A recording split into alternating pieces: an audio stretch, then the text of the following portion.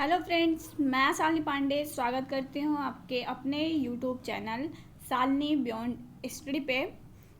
I hope आप सब बढ़िया होंगे। तो शुरुआत करते हैं आज के अपने सेशन की, जिसमें हम बात कर रहे होंगे आपके कॉमन पेपर जो कि आपका है education in immersion Indian society and school administration. जो आपका कॉमन पेपर है, इस कॉमन पेपर के आपके एग्ज़ाम के लिए जो आपका अगस्त में एग्ज़ाम होना है, उसके लिए जो भी मोस्ट इम्पॉर्टेंट टॉपिक्स बन रहे हैं आपके एग्ज़ाम में, वो हम आपको करा रहे होंगे।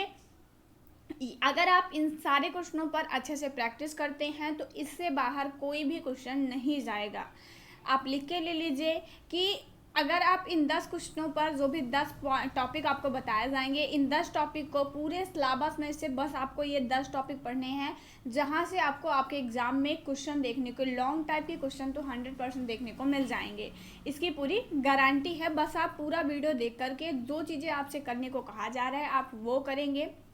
आपको क्या करना है कि आपको इन सारे क्वेश्चनों को लिखना है, उसके बाद इसका जस्ट इसके नीचे ही आपको इसका सलूशन लिखना है। और एग्ज़ाम टाइम जब आप जाने लगे तो आप बिल्कुल ये 10 क्वेश्चन तो आपको ज़रूर भी पढ़ के जाना है। बाकी आप कुछ पढ़ रहे हैं या फिर नहीं पढ़ रहे हैं वो उतना मैटर नहीं करेगा, लेकिन अगर आप ये 10 क्वेश्चन पढ़ते हैं तो आपको एग्ज़ाम में लॉन्ग टाइप के क्वेश्चन देखने को ज़रूर मिल जाएंगे। यहाँ से पहले बात कर रहे होंगे, पहला क्वेश्चन हमारा है शिक्षा का अर्थ क्या है, अवधारणा क्या है और शिक्षा के उद्देश्य तथा कार्य। हम पढ़ रहे हैं इमर्जन इंडियन सोसाइटी, जिसको हम कहते हैं उभरते भारतीय समाज में शिक्षा। तो जो ये शिक्षा का टॉपिक है, मतलब एजुकेशन क्या है, क्या नीड है उसकी अवधारणा क्या है, उसके उद्देश्य क्या है, क्या उसके कार्य होते हैं, ये तो हमको बिल्कुल भी नहीं छोड़ना है। ये हमको बिल्कुल अच्छे से इसको पढ़ डालना है। नेक्स्ट बात कर रहे होंगे, अगला है आपका औपचारिक, अनौपचारिक तथा गैर अनौपचारिक शिक्षा में अंतर। ये टॉपिक आपके लिए बहुत इंपॉर्टेंट है कि क्या होती है formal education, informal education, non formal education, तीनों प्रकार के जो एजुकेशन है और इनमें क्या डिफरेंस होता है, ये आपको पढ़ना है। मोस्ट इम्पॉर्टेंट टॉपिक्स आपको बताए जा रहे हैं, तो बिल्कुल भी आपको कुछ भी इसमें छोड़ना नहीं है। नेक्स्ट बात कर रहे होंगे, तो हमारा क्वेश्चन है प्रमुख दो भारतीय शैक्षिक दर्शन को विचारों को स्पष्ट करिए।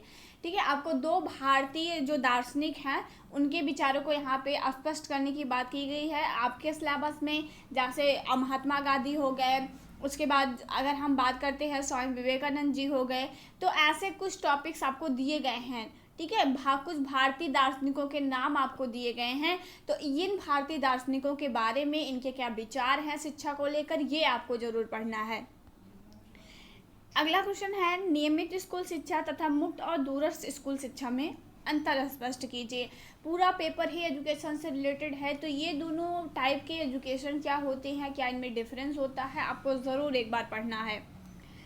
अगला क्वेश्चन है किन्हीं प्रमुख जो सरकारी संगठन है, मतलब कि जो प्रमुख सरकारी संगठन हैं, हमें उनकी बारे में यहाँ पे बताना है। जैसे अगर हम बात करते हैं एनसीईआरटी हो गया, ठीक है, एनसीईआरटी हो गया, या सीईआरटी हो गया, एनसीटी हो गया, एमओई हो गया, मिनिस्ट्री ऑफ एजुकेशन जो आपका है। तो ये जो चार आपको दिखाई दे रहे हैं, इनके बारे में तो आपको ज़रूर ही एक बार पढ़ लेना है, क्योंकि ये बहुत इंपॉर्टेंट है आपके एग्ज़ाम के लिए। अगला बात कर रहे होंगे, तो विकलांग बच्चों की शिक्षा को बढ़ावा देने में राष्ट्रीय तथा अंतर्राष्ट्रीय संगठनों की भूमिका। ये क्वेश्चन आपके लिए बिल्कुल भी नया नहीं होगा। आप लोगों ने इंट्रोडक्शन टू डिसेबिलिटीज पढ़ा होगा, उसमें आपने पढ़ा होगा राष्ट्रीय तथा अंतर्राष्ट्रीय संस्थाएं, तो बस वही चीज़ें आपको इसमें पढ़नी हैं।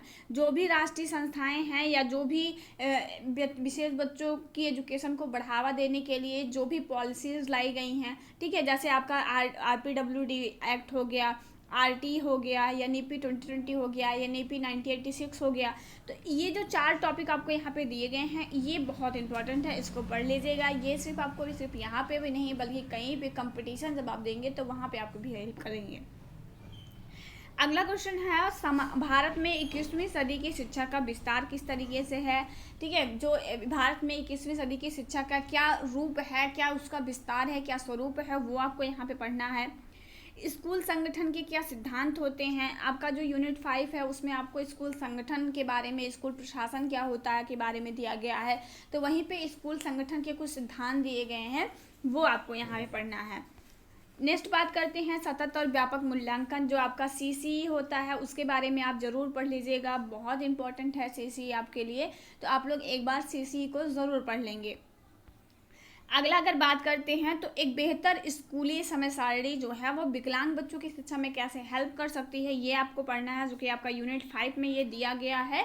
तो आप ये 10 टॉपिक अच्छे से पढ़ लीजिएगा। इसको अपने हैंड रिटन नोट्स में इन सारे क्वेश्चनों के आप आंसर लिखिए, उसको रिवाइज करिए एग्जाम जाते वक्त। अब इसको रिवाइज करके जाइए, आप देखेंगे कि शॉर्ट एंड लॉन्ग टाइप के क्वेश्चन आपको यहाँ से देखने को मिलेंगे। और अगर आपने अभी तक चैनल को सब्सक्राइब नहीं किया है तो आप एक बार शालिनी बियॉन्ड हिस्ट्री चैनल को सब्सक्राइब जरूर कर लीजिएगा। बेल आइकन को ऑल पे प्रेस करिएगा ताकि हर एक वीडियो की लेटेस्ट अपडेट आपको मिलती रहे। जितने भी सब्जेक्ट हैं, चाहे वो फर्स्ट ईयर के हों या सेकेंड ईयर के हों, आपको हर एक सब्जेक्ट के जो भी इंपॉर्टेंट क्वेश्चन होंगे, उसके जो भी इंपॉर्टेंट टॉपिक्स होंगे वो आपको कराया जाएंगे। तो आप लोग अपने दोस्तों को जोड़ना बिल्कुल मत भूलिएगा। और नोट्स के लिए आप टेलीग्राम चैनल को ज्वाइन कर सकते हैं। टेलीग्राम पे मैंने 2-3 सब्जेक्ट के जो नया सिलेबस है आपका, उसके अकॉर्डिंग मैंने नोट्स प्रोवाइड करवा दिए गए हैं। बाकी जैसे जैसे नोट्स कंप्लीट होते रहेंगे आपको प्रोवाइड करवाते रहेंगे हम। मिलेंगे नेक्स्ट वीडियो में, तब तक के लिए जय हिंद।